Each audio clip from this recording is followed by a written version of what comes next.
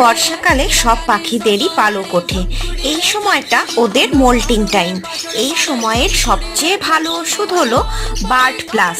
Bird plus ওষুধটি মূলত vitamin B12, B1 বা থায়ামিন, B2 বা রাইবোফ্লাভিন, B6 বা পাইরিডক্সিন সম্পৃক্ত।